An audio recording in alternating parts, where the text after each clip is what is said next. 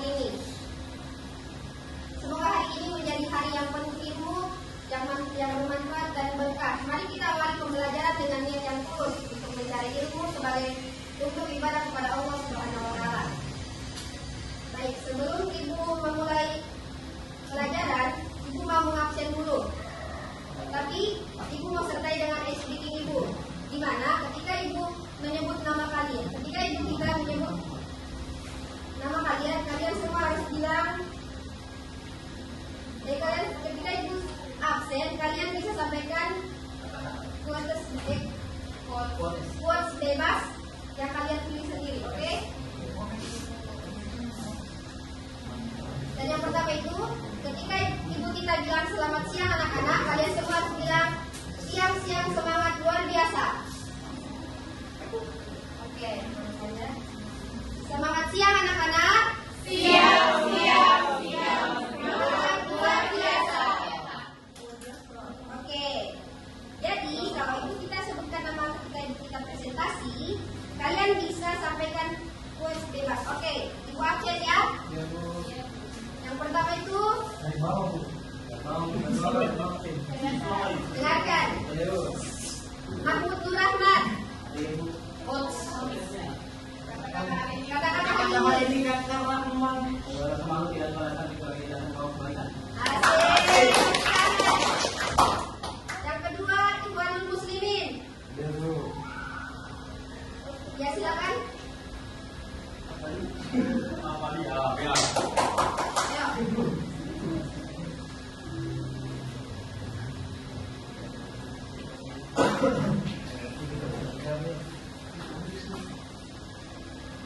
Ayo.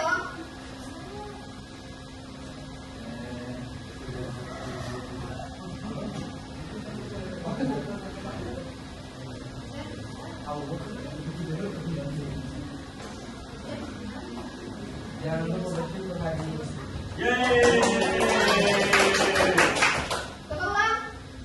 Jangan lupa bersyukur lagi.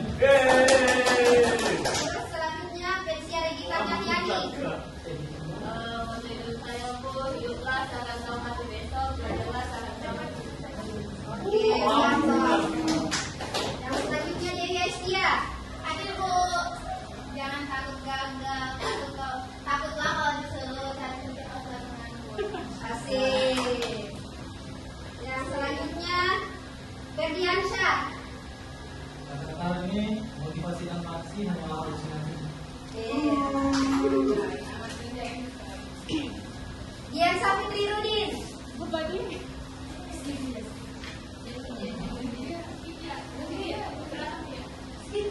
Oke, lanjutnya Elvina Melia. Ya, silakan. Janganlah batu berjalan pulang, batu tidak ada menjadi tempat.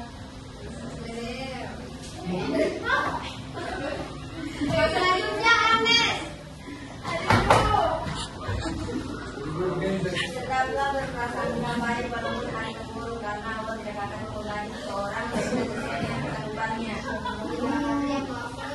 Selanjutnya Reni Ardiansa Saputra. Semangat doa. Sangat tidak jelas ya. Selanjutnya Putra Babo. Bu, lebih baik terlihat cupu daripada menjadi cupu. Baik ya itu. Nadia Rikia. Ada? Kalau hadir bilang hadir. Sesuatu yang dapat dibayangkan pasti dapat diraih, sesuatu yang bisa diusahakan pasti dapat terwujud. Hadir? Hadir. Nuriana. Jangan pernah takut untuk mencoba hal baru karena disitulah perubahan terjadi. Selasa Fitri. Itu salat menolak dan berbagai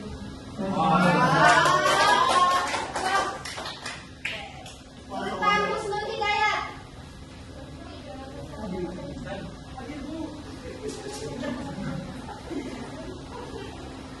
Jangan biarkan ketakutan menghalangi impianmu. Masya Allah, terima kasih. Rizal Fadila Harsi.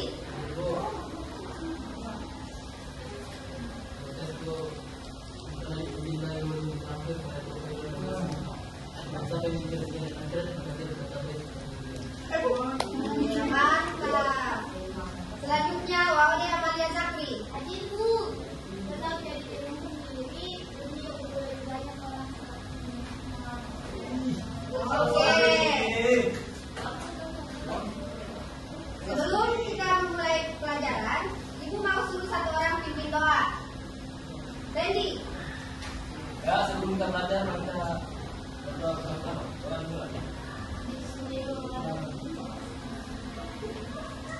Amin ya Allah. Doa kepada. Amin. Baik. Mau bertanya kepada adik-adik sekalian, minggu lalu adik-adik mempelajari materi yang membahas tentang apa? Memenuhi janji.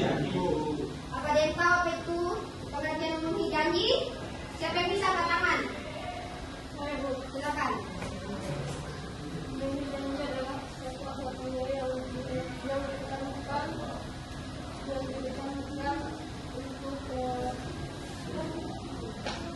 Untuk apa?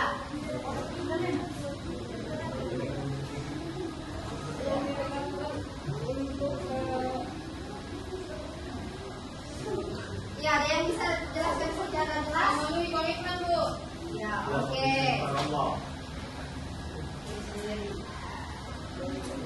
Baik. Tujuan pembelajaran kita hari ini yaitu untuk mengetahui ketentuan pernikahan dalam Islam. Oke. Dan gimana judul materinya itu yang tadi, ketentuan pernikahan dalam Islam. Ini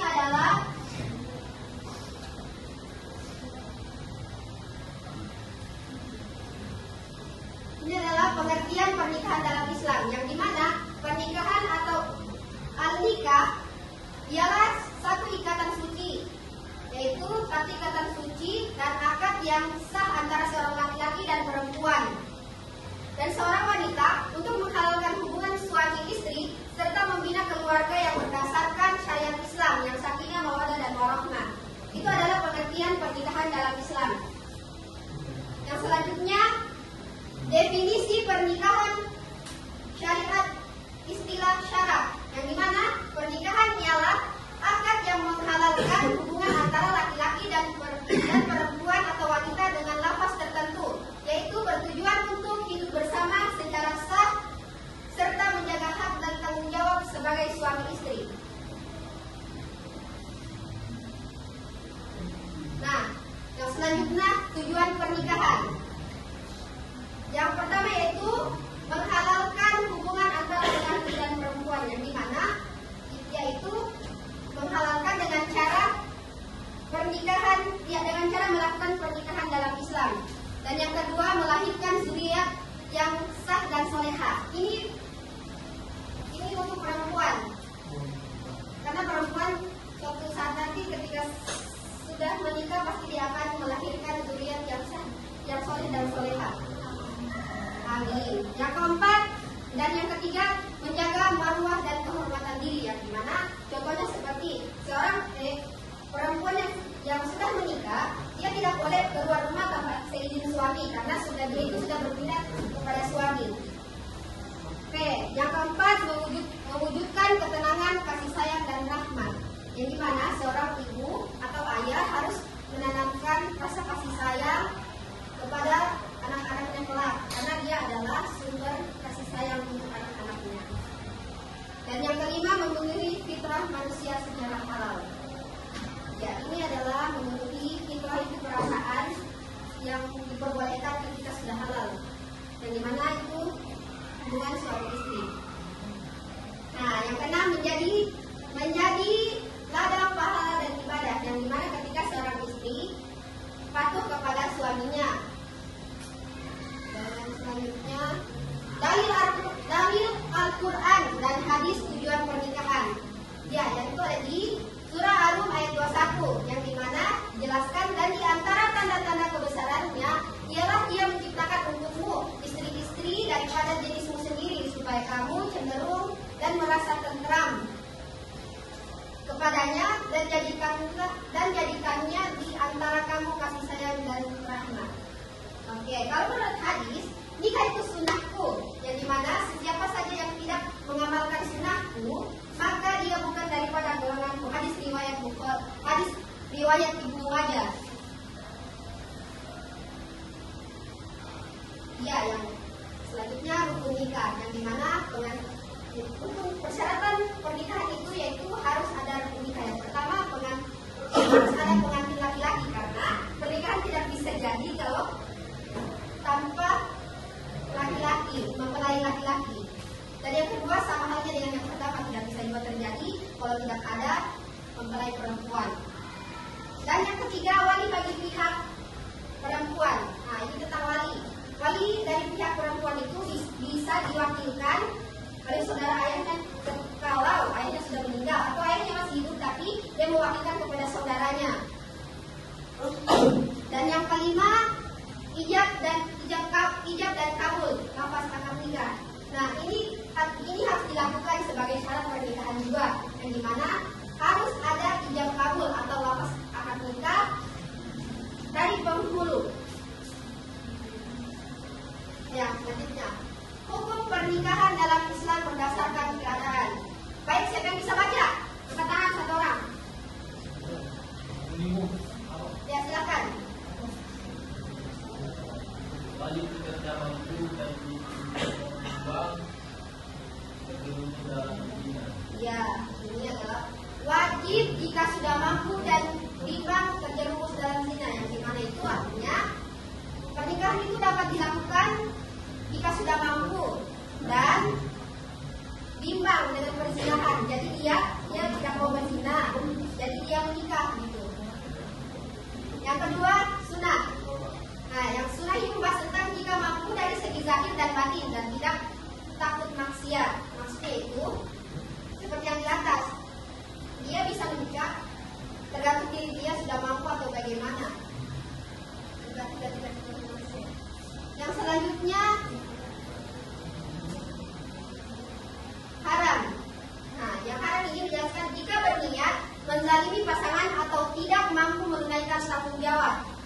Yaitu kalau seorang laki-laki menikahi perempuan, tapi dia tidak menafkahi yang seharusnya dia nafkahi seperti istrinya inginkan. Contohnya seperti beli skincare, itu kan kewajiban suami. Karena perempuan ketika sudah menikah itu tanggung jawab suaminya lagi. Oke, kesimpulan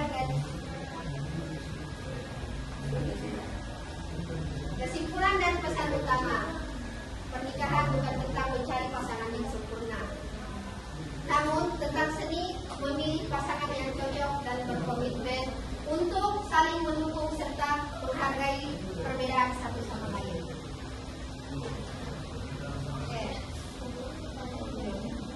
Oke, selanjutnya Ibu memberikan kepada murid sekalian, siapa yang mau bertanya tentang tujuan pernikahan dalam Islam? Siapa yang masih kurang paham tentang temanku ya? yang bertanya bahwa sepupu itu mahram atau bukan. Oh, oke. Dalam Islam, sepupu itu bukan mahram. Karena dalam Islam, sepupu itu bukan mahram. Karena itu cuma anak dari saudara orang tua kita. Nah, kecuali walaupun kayak begini, kamu sama Levita, kamu bukan sepupu, kamu bersepupu, terus sepupuan itu bisa menikah. Tidak bisa menikah.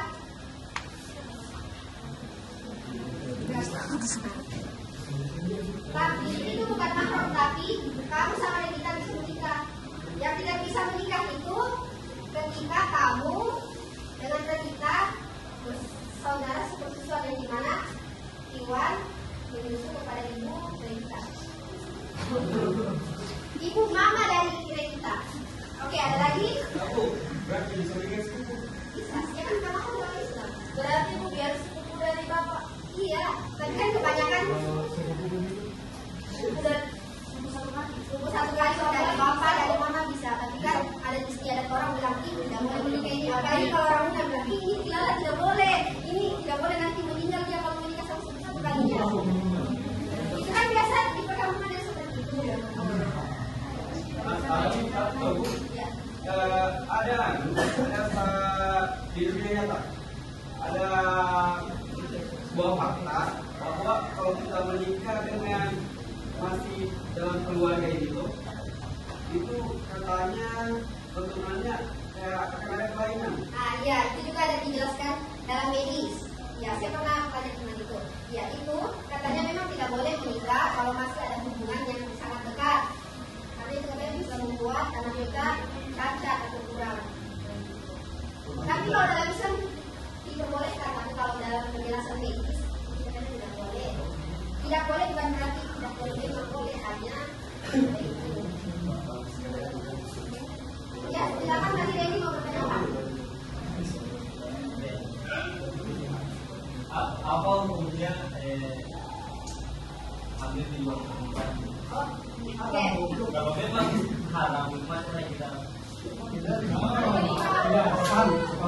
oke, saya paham. Ketika seorang laki-laki, mohon maaf sebelumnya, kalau ini salah kata, membuat seorang perempuan hamil di luar nikah tanpa ada pernikahan. Biasanya itu ada laki-laki tidak hamil. Kemana yang mahal? Tapi sebenarnya itu bukan satu syarat yang baik. Ya.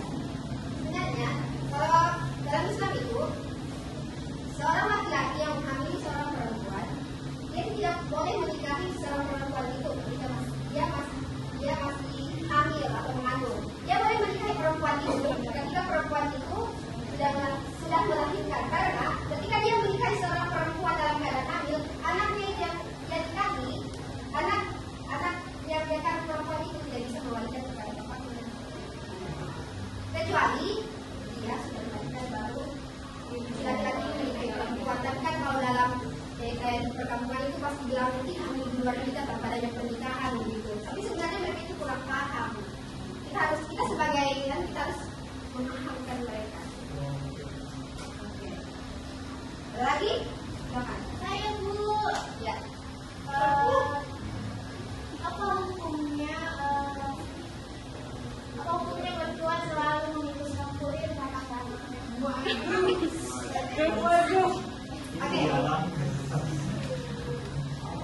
Sebenarnya begini, saya juga kan saya seperti pernah belajar ya. Seorang perempuan ketika sudah menikah, kan dia sudah berpihak kepada suami. Tapi suami walaupun sudah menikah, sudah itu tetap diperlakukan.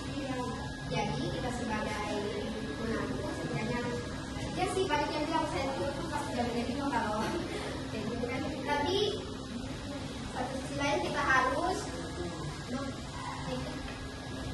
intinya menantu harus akrab dengan supaya caranya itu berarti harus dari suami yang menenangkan antara istri dan ibunya, karena dia harus ditenang. Dia tidak boleh memilih ibu atau istrinya karena dia sudah memilih istri.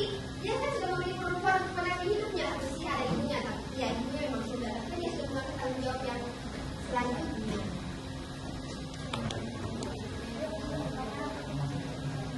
Oke, sebelum dia Ada lagi Bu? ya. Bertanya nih, saya itu bertanya tentang bagaimana hukumnya poligami. Oke, soal poligami. Poligami itu dibolehkan dalam Islam, tapi bagi orang yang mampu bukan yang mau. Contoh kalau misalnya istrinya tidak memberikan itu kepada suami. Kalau itu saya pernah mendengar ceramah Ustaz saya katanya boleh. Kalau misalkan izin istri boleh. Dengan alasan Ya. dengan alasan Kayaknya secara itu sudah kemungkinan Ya, masuk. ya itu kan boleh.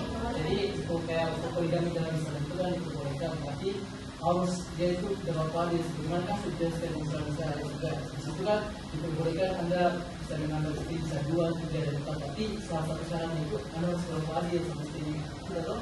Nah dan istri juga apa salah satu syaratnya harus menjadi istri sama istri. Jangan sampai nanti pas tambah istri, nanti istri pertama dari dulu apa tuh gimana. Nah jadi kita sebagai laki-laki itu harus berapa adil. Ya, jadi poligami itu tanpa seizin istri itu diperbolehkan dalam Islam. Saya punya contoh sih kalau ada seperti itu. Yang pergi umroh, terus pulang itu Singapura Makassar menikah tanpa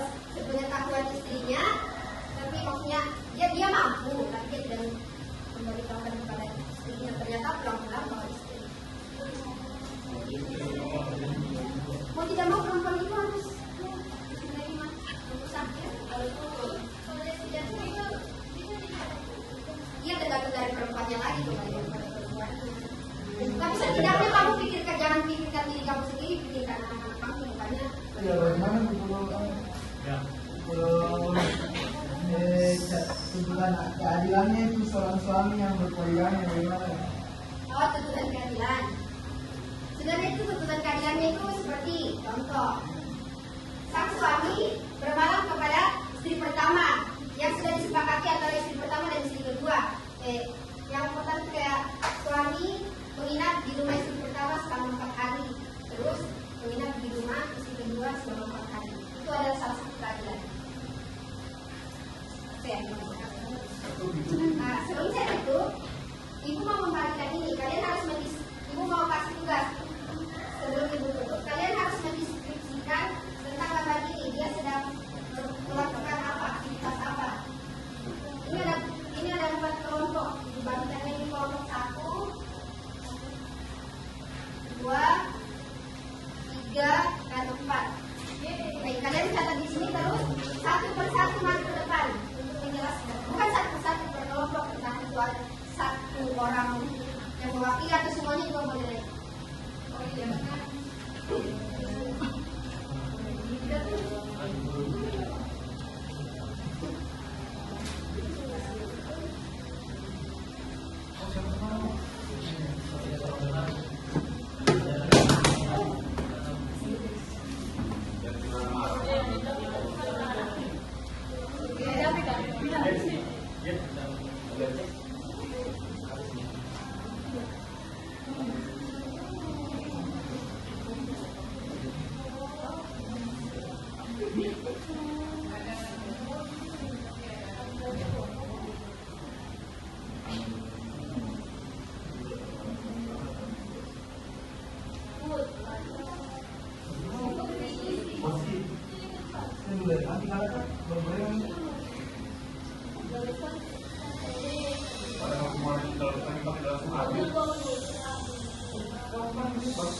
Tenang ya anak-anak. Saya mau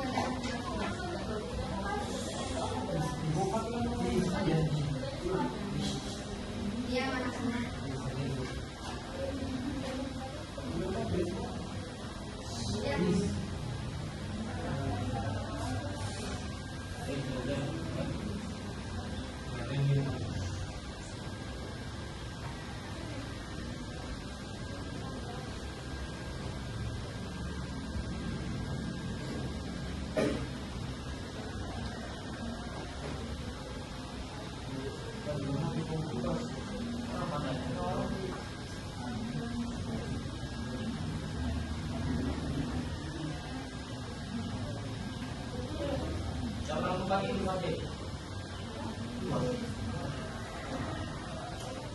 Ada yang sudah?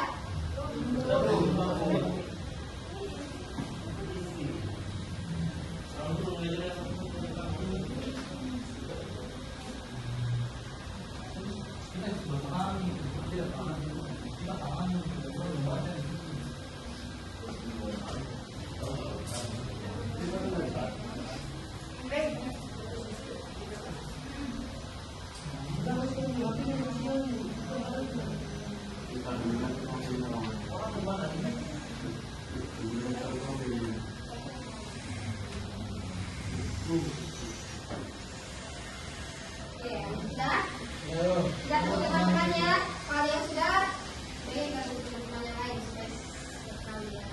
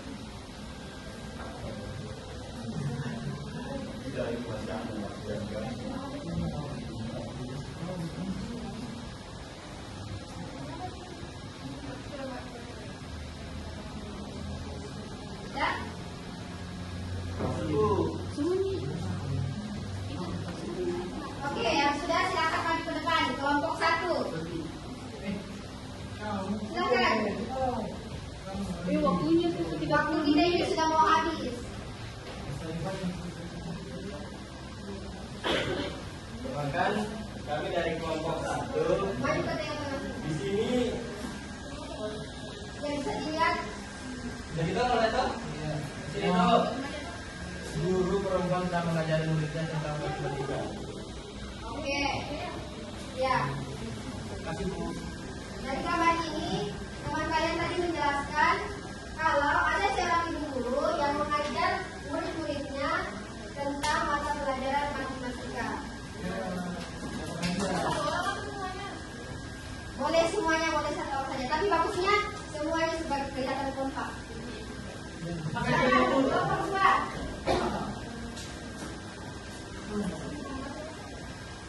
Oke, saya baca dari bahwa sini saya akan menjelaskan atau mendiskusikan dari gambar ini. Bahwasanya gambar ini menunjukkan seorang guru sedang bertutorial atau mengajar murid-muridnya untuk dalam pertumbuhan, dan di sini bisa dilihat ada senior-seniornya sedang melihat dan tadinya sedang bercocok tanam. Oke, mungkin saja bisa diskusikan. Terima kasih. Assalamualaikum warahmatullahi wabarakatuh. Oke, ini sangat jelas. Selanjutnya kelompok 3. Baik, dalam pertanyaan di situ bisa terlihat seorang siswa yang sedang membersihkan. Nah, makna dari gambar ini, makna dari gambar ini ketika kita bekerja sama itu pekerjaan ini bisa menjadi selesai saja. Terima kasih untuk kelompok 3. Selanjutnya kelompok 4. Assalamualaikum warahmatullahi wabarakatuh. Saya akan menjelaskan gambar ini. Jadi di sini ada sekelompok mahasiswa dan siswa 6 orang sedang berkumpul di perpustakaan, sedang berdiskusi. Terus latar belakangnya satu. Oke.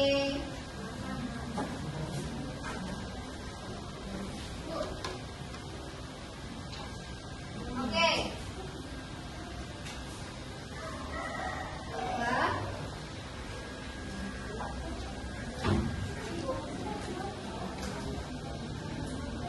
Sebelum Ibu mengakhiri mata pelajaran kita pada siang hari ini, Ibu akan memberikan sedikit quotes untuk hari ini. Belajar terlalu lama itu nggak bagus. Kayak hubungan kamu sama si dia tanpa status. Dan yang selanjutnya, mohon maaf bila Ibu punya banyak kekurangan karena yang kelebihan